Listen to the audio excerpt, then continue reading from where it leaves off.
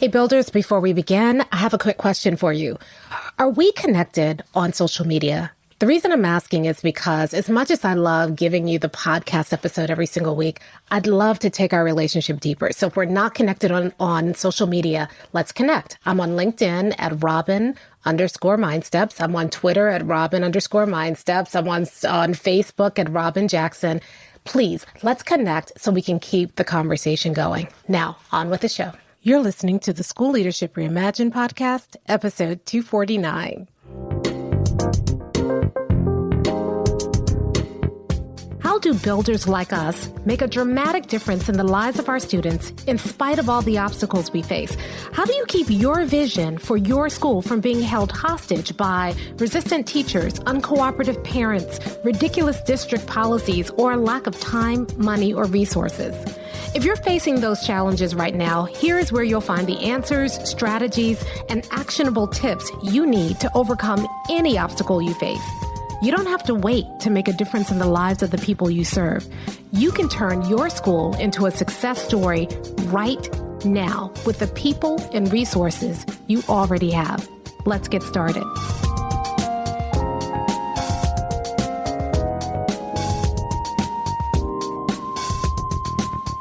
Hey builders, welcome to another episode of the School Leadership Reimagined podcast. I'm your host, Robin Jackson, and today I want to talk to you about the fact that you are probably doing too much.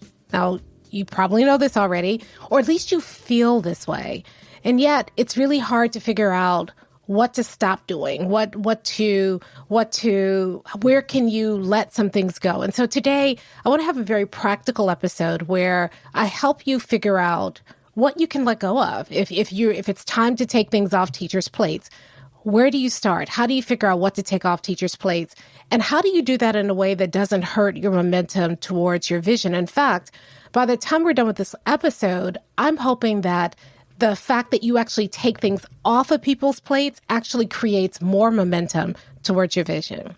So let's get started. I want to start by telling you a story. So when my husband and I were dating, he, in a great show of what a great husband he was going to become, he took a look at my front yard and he said, you know what? I need to come over and I need to do some work in the yard. Now, I don't know if there's anything sexier than a man coming over to your house and taking care of stuff for you.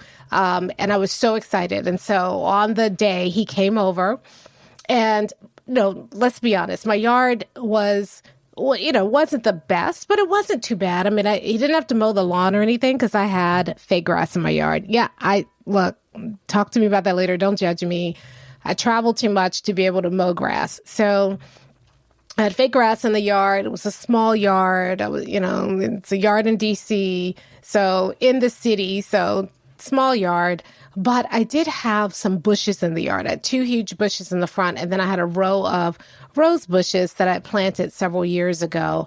And there was some weeding that needed to be done. So he comes over, he's got all of his equipment, and he says, I tell you what, I'm going to get started out here. You go on inside, it's hot. And so I went inside and I started making some lemonade and some lunch. And, I'm just thrilled that this man has come over to my house and he's taking care of my yard. So I'm in the kitchen busy, getting lunch together, putting some lemonade together. And then maybe about a half an hour later, I go out the front door just to check on his progress. And I'm horrified by what I see. That row of rose bushes that I had in my yard, half of them were gone. I mean, they look like somebody had just come and just completely mowed them down. The walkway was covered with what used to be my rose bushes. And I gasped and I said, what are you doing? You've killed my roses. What are you doing? And he looked at me like, what do you mean, what am I doing? He said, I didn't kill them. I pruned them. They were overgrown. I need to prune them back. I said, it took me years to get those bushes to that height. And you just ruined everything. I can't believe you.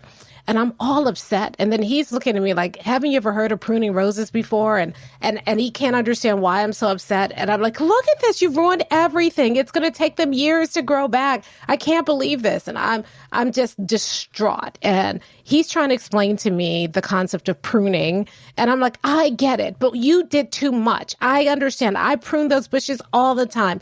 And in my mind, pruning those bushes was, kind of snipping the little tips off and deadheading the roses.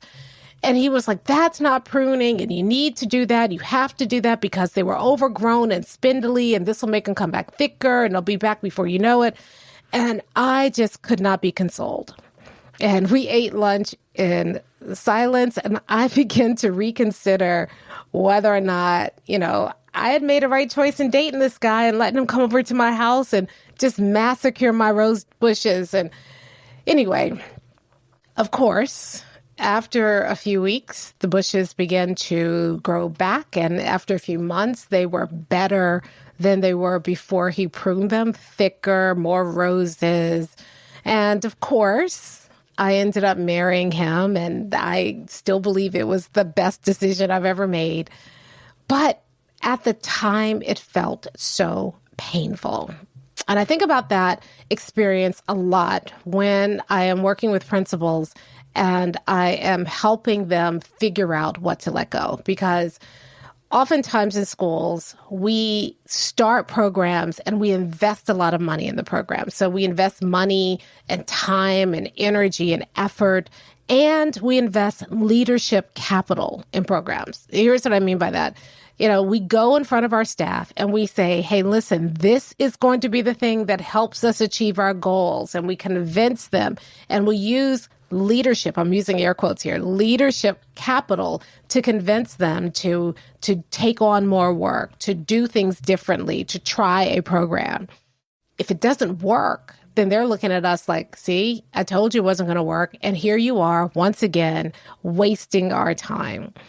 And in your teachers' minds, they actually believe, listen, I know what it will take to help our kids achieve, but you're not listening to me. And so it can actually create conflict. And then teachers start complaining about all the work you're having them do. And then you feel guilty and say, I need to take some things off teachers' plates. So you just start randomly taking things off teachers' plates, usually the thing they complain about the most, or, something that doesn't feel like it's working right then, or the thing that can most easily be discarded. But we're not really being surgical about how we're pruning things. And so at the end of the year, we're no closer to our vision. People are exhausted and frustrated and tired. You've expended a lot of time, energy, money, leadership capital, and you still haven't gotten to your goals. So if we're going to do this, we have to be a lot more strategic about how we do it. It can't just be random frustration, hacking away at your school.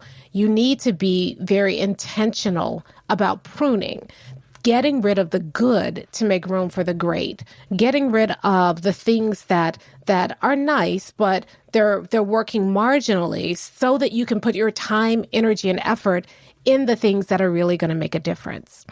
It's one of the things that we do in Buildership University early on. So those of you in BU, you know this, right? We do that one plan. And then we talk about just focusing on the one plan. But it's a recurring theme throughout everything that we do in Buildership University. We are, when we go in and give feedback, we're looking at everything. We're just focusing on the one thing that's going to make the biggest difference. When we're providing support, we look at all of our support options and we focus on supporting teachers around the one thing that's going to make the biggest difference. When we're doing the accountability architecture, we look at everything we're doing, and then we just streamline all of our systems down to the processes that are going to make the biggest difference. When we're worried about our culture, we look at all the things that could happen in a culture, and we look for those key habits that will make the biggest difference in our culture. As a builder, you are constantly surveying everything and keeping your eye on the vision, and anything and anyone that isn't moving us towards the vision, well, we have to reconsider that. And so today I want to talk to you about how you can begin to prune like a builder. Okay. And the way we're going to do this is we're going to take a look at some key things that you as a builder need to consider and start thinking about how do we prune back? How do we decide what to prune and what not to prune? So a couple of years ago, I planted some fruit trees, and, fruit trees take several years to grow, and if you just put them in the ground and let them go, yeah, they'll grow, but they're not going to produce an abundance of fruit. With any tree, fruit trees in particular, you have to be very intentional about how you're pruning so that the tree can focus all its energies on producing enough fruit, the right amount of fruit for you. The same thing is true in your school, that you have to really be surgical about this. You have to be very intentional about it. So let's talk about how you can begin to prune. How can you begin to think through everything that's going on in your school? Now, you know where I'm going to start, right? I'm going to start with your vision, mission, and core values. If you do not have that, don't start pruning, because you're just hacking away and hoping it helps. What is your focus? What is your intention? What are you trying to do? So you need that vision, mission, and core values first. The vision says, this is what we're building. This is the 100% goal we're trying to get towards. Your mission says, this is why we want to get there. This is the impact that we want to have on our kids. And the core values say, these are our non-negotiables. When you have that, you'll be amazed at how much easier it is to prune. Once you do that, the next thing you have to do is you have to figure out, all right, if this is our vision, mission, and core values, what is the most important work we can be doing right now? The good news is you already know this. The bad news is that you've not been taught to listen to your instincts. So even though you already know it, you've got to dig through all the junk that you've been taught about what it's going to take to move a school forward in order to get there. Let me give you an example. Let's say that you want 100% of your kids to complete Algebra 1 by the time they leave your middle school in 8th grade. Okay? You already know what it's going to take to get the kids to Algebra 1. They have to have mastered fractions by 5th, 6th grade latest. So if you want them to get to Algebra 1 and be successful in Algebra 1, you got to double down on fractions during their 5th and 6th grade year. If you don't have any control over 5th grade, then when they get to 6th grade, the first section of 6th grade is really about doubling down on those fractions. And then you need to be teaching algebraic thinking. You need to be teaching how to think in ways that prepare kids for algebra. So you're not just marching through your 6th grade math and 7th grade math curriculum. You're doing pre-algebra, and you may need to split it up, half of it over 6th grade and half of it over 7th grade. And you might have to layer that over top of the regular curriculum as well, and really go through the curriculum and look for the things that are going to best align with pre-algebra to get kids to have algebra by 8th grade. You're going to have to put supports in place for your students. You're going to have to retrain your teachers. You may have to shift your schedule a little bit to maybe have some kids spend more time in math because they don't have some of those basic math facts down, or they may still be struggling with numeracy. You already know what it would take to get every kid to algebra by 8th grade. Problem is, you're scared to do it. You're scared that you're going to get pushback from your district, or you're scared that if you really focus on those one or two things and you let go of everything else and you don't make it, then people will say, see, I told you that you shouldn't have let this go, and you're going to look like a fool. And so we don't do it. We don't do what we already know we need to do because we're not taught or rewarded for having focus. We're taught that if less is more, how much more would more be? And we're taught to kind of pile things on. And the more programs we have going, the more we're rewarded, the more that we're lauded, the more bragging rights we get in our principals meetings. And yet it's not serving kids, right? Let me give you another example. Let's say you know that you want all of your kids reading at or above grade level by 2nd grade. You already know what it's going to take to get you there. Problem is, we don't do it. I was talking to a principal recently, and she's got all of her kids reading at or above grade level by 2nd grade. You know how she did it?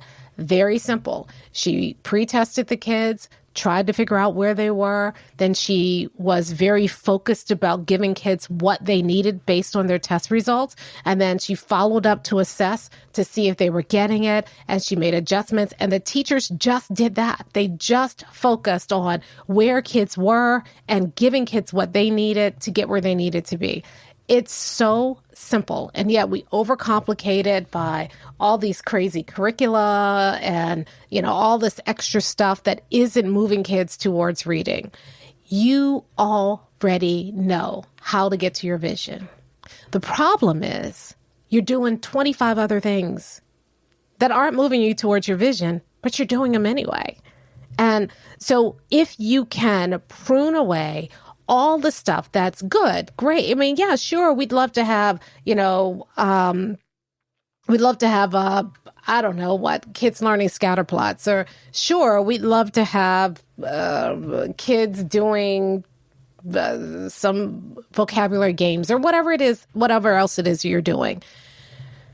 But if those things are not moving kids towards your vision in a way that aligns with your mission and in a way that doesn't violate your core values, it needs to go. And that's how you reach your vision. Everybody in Buildership University who's done that has seen huge jumps. Just having the focus, just having the discipline to stick to one thing. Here's another thing. You go into a classroom and you have an evaluation rubric that has 20 domains and 47 subdomains and 63 subdomains, and you're giving teachers feedback on everything. And then you're wondering why your teachers aren't growing every year. Well, that's why. They're not growing because you're giving them feedback on everything instead of giving them feedback on the most important thing. So that's why builders focus on one thing feedback. We are not giving people feedback on all 27 domains. Instead, we're trying to figure out what is the one thing that if the teacher worked on that would help them go from where they are to the next level. And that's how builders are able to help their teachers grow one level in one domain every single year, and often more than one level and more than one domains every single year because our feedback is focused.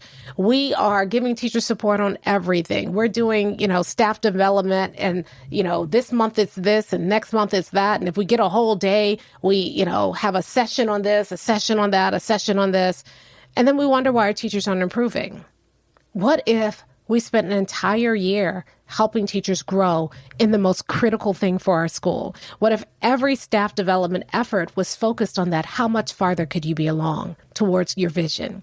We spend all this time doing all these support things for kids. We have remediation and intervention, and we have them on the computer doing all these exercises, and we're overwhelming kids rather than focusing on the one thing the kid needs to focus on right now in order to help them master the standards. Half the time, we don't even know the standard, or we're trying to teach 25 different standards at the same time rather than focusing. One of the things we do in Buildership University is we do 5 in, 5 out. What are the 5 most important things kids need coming into your grade level or your subject area? What are the 5 most important things they will have going out that you can guarantee they'll have going out? And then instead of remediating and accelerating and doing all this other stuff on all the things, we simply focus on remediating the 5 ins and accelerating the 5 outs. That's where we spend our time.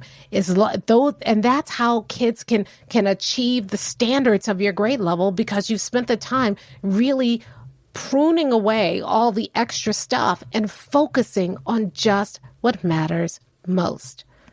The more focused you become, the more successful you become. And that's because the principle is simple. When you're growing like tomatoes, like every year I plant tomatoes, and every year I have to make the painful decision to take off those early tomatoes off the plant. Because if the plant is focusing all its energy on those early tomatoes instead of growing and becoming the kind of plant that can produce a lot of tomatoes, I will sacrifice a bumper crop later in the season because I don't want to take away the first couple of tomatoes. The same thing is true in your school. If you If you are trying to do all the things, you can't do all the things well, which means that the 25 different initiatives you've got going around, each of those initiatives is going to get a fraction of your focus, a fraction of your attention. And how good can you be if you are only giving a fraction of your focus to each of those 25 different initiatives? Not to mention the lost time you expend switching your brain from thinking about one thing to focusing on the next thing. It's so much wasted time. How much more effective would you be if instead of splitting your time, your energy, your attention among 25 different initiatives, you were focused on one thing? But Robin, wait a minute. We have multiple grade levels. We have multiple needs in our school. Sure you do, but you only have one vision. And if everything you did was focused on moving you towards your vision, it wouldn't feel like you're doing 25 different things, because you're not. You're just doing one thing, moving your school towards your vision. Hey, it's Robin here. Real quick, I just want to interrupt this episode for just a second, because if you are enjoying what you're hearing, then would you mind sharing this episode with somebody else? So all you need to do is just go to your phone, if you're listening to it on your phone or your podcast player, and then click the three dots next to this episode, and it'll give you the option to share the episode. Now, if you do that, three things are going to happen. First, the person that you shared with is going to think you're a hero, especially if they're struggling with what we're talking about right now. They're going to love you. Secondly, you're going to feel good because you're going to get the word out about buildership and start building this buildership nation. And third, you will get my eternal gratitude, because I really want to get this out to the world, and you'd be helping me out. You'd be doing me a huge favor. So please share this episode with someone right now who's dealing with this same issue, someone you think would really benefit. And now back to the show. So you can do one thing and still meet the needs of everybody in your school. And if everybody in your school is focused on the one thing, then you're not worried about taking things off your teacher's plate, because there's nothing else on the plate except that one thing. So instead of being overwhelmed and frustrated, you and your teachers both agree this is where we need to be focused right now. And that creates new energy, that creates new synergy, that creates new excitement about the work.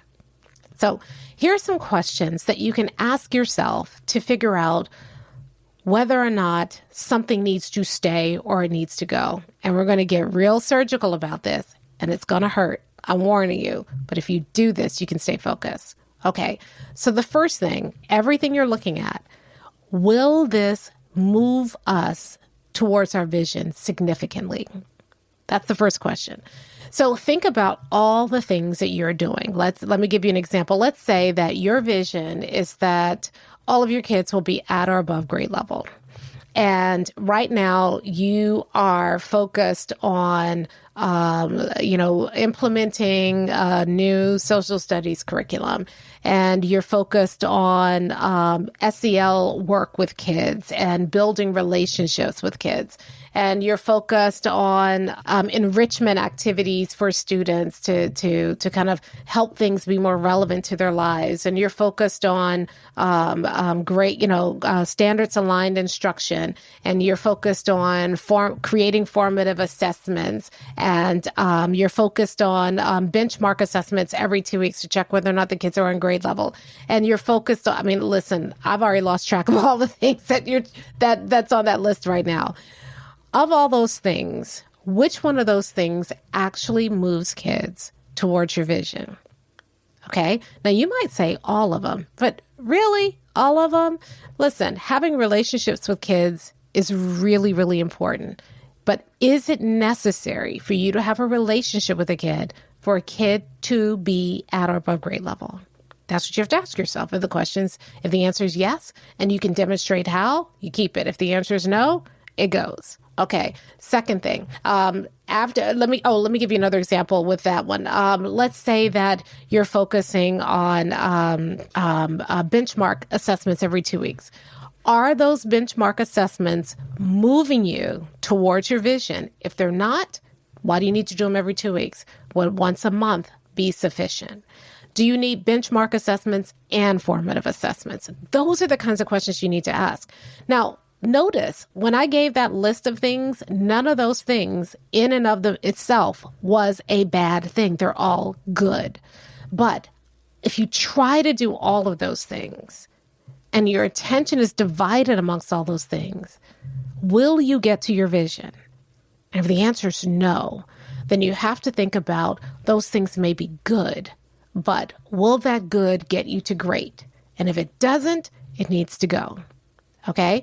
Now, even after you do that, maybe you take one or two things off your plate, but you still have some things, you have a lot left. So the next question is, okay, these are all things we believe will get us to our vision, but your mission explains how you want to get to your vision. So your mission is going to be the next thing. Are these things on mission or off mission? So let me give you two examples. In our last example, we're trying to get kids on grade level, okay? That's our vision. Let's say that our mission was to create new opportunities for kids.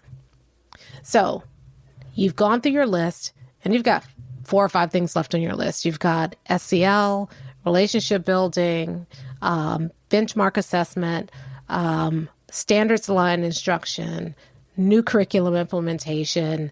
Let me throw another one on there, PLCs. Okay. Of those 6 things, is there anything there that does not create new opportunities for kids?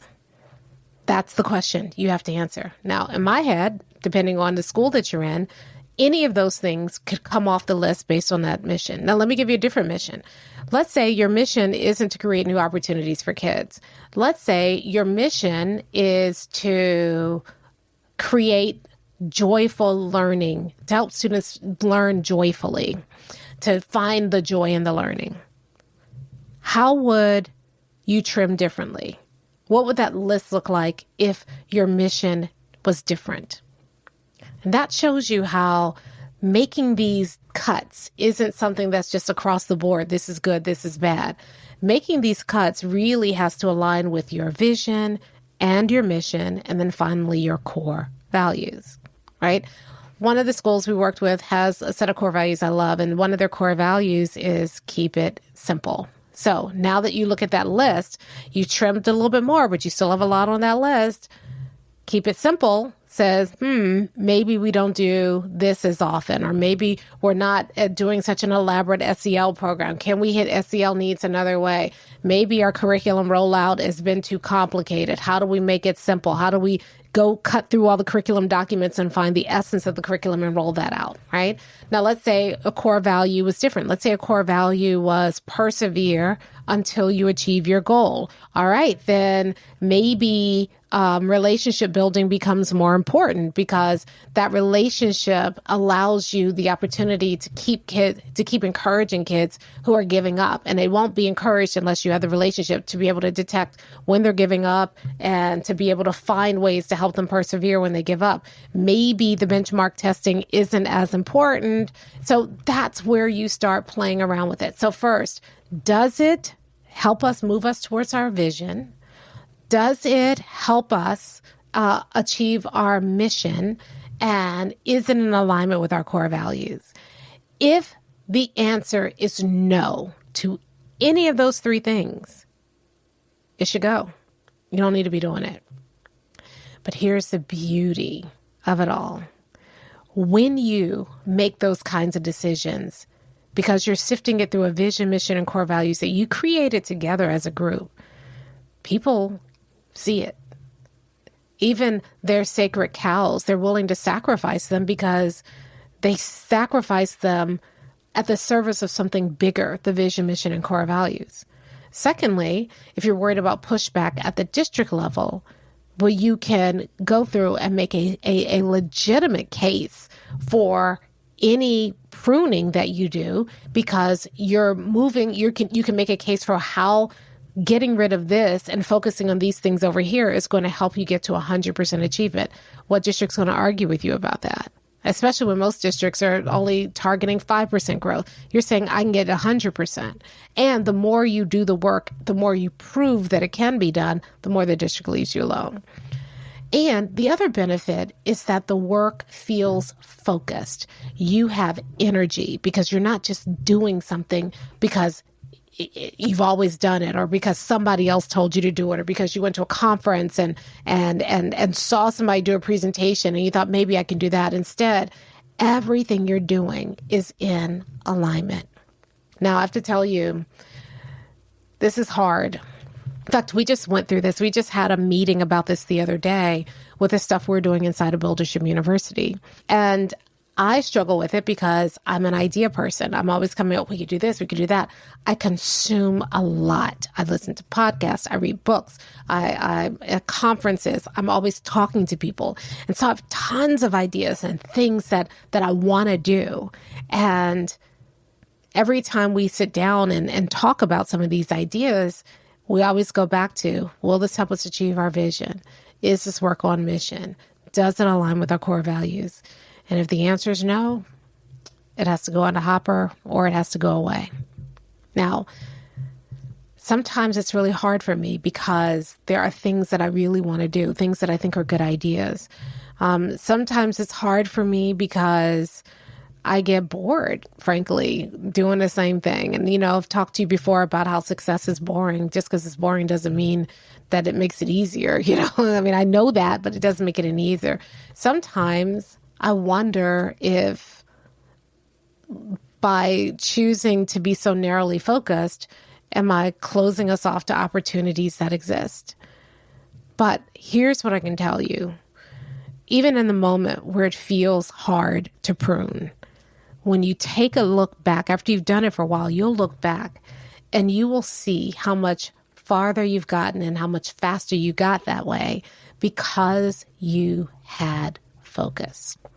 There's something that I have on one of the whiteboards in the office that says focus stands for follow one course until successful.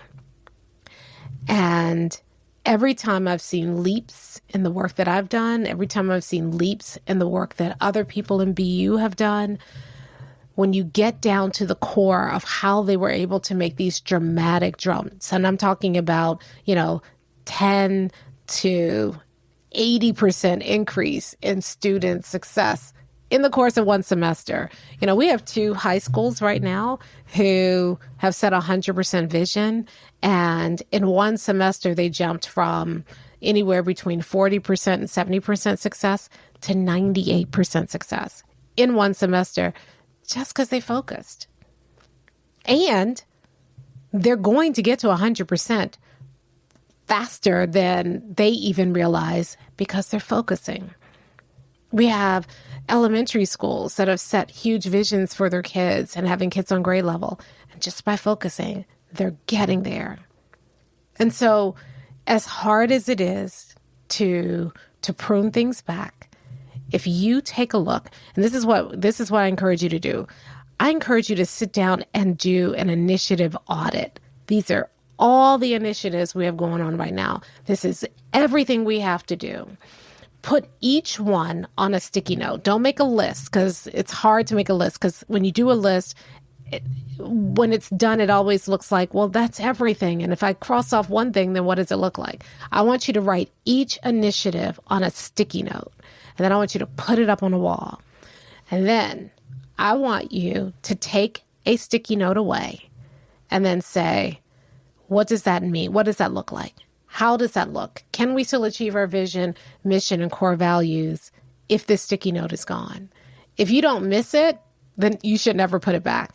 If you're worried about missing it, then put it back and say, okay, if I put this back but take this one away, what happens? And just sit there and start doing that. Okay, anything that if you're not going to miss it, it's not going to help you with your vision, mission, and core values, that goes immediately. Put that stack there. Those things you kill right away. But then when you're looking at what's left, what are the things that if you take it away, your vision goes backwards? If you take it away, it takes you so off mission, you don't even recognize yourself. You take it away and it immediately violates a core value. Those things stay. What if you take it away and can you still get to your vision, mission, and core values with it gone? I mean, yeah, but I kind of miss it. Nah, that's not the question. Can you still get there? And if you were to take that away and the energy that you spent on that one thing, if you were to take that energy and put it on what's left on the wall, would you get to your vision, mission, and core values faster? That's the question you want to ask. And if the answer is yes, it goes to. By the time you're done, you will be able to look at it and you'll be able to see this is the work. Anything else is a distraction.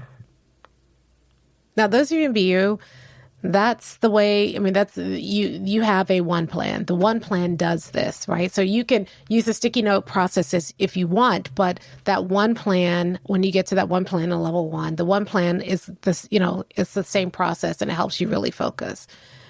The challenge for you all in BU is that once you create the one plan, can you stick to it? Can you take everything else off the plate and just focus on the one plan? And if you can't, then you need to go back and figure out what's stopping you. And we can talk about that in office hours so that you have that focus.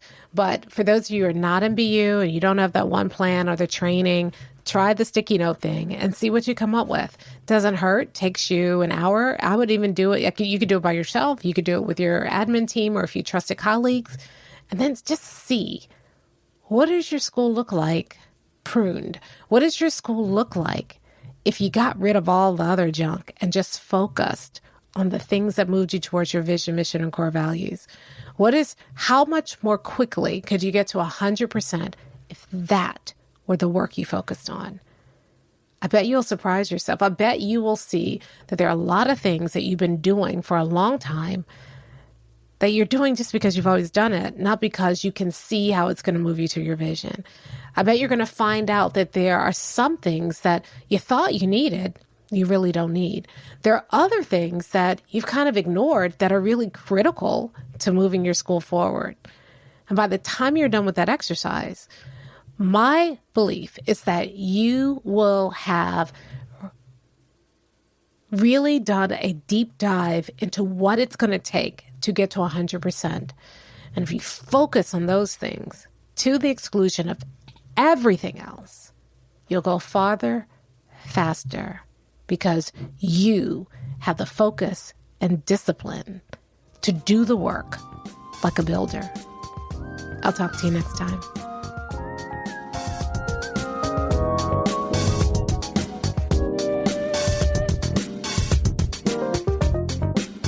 Hey, if you're ready to get started being a builder right away, then I want to invite you to join us at Buildership University.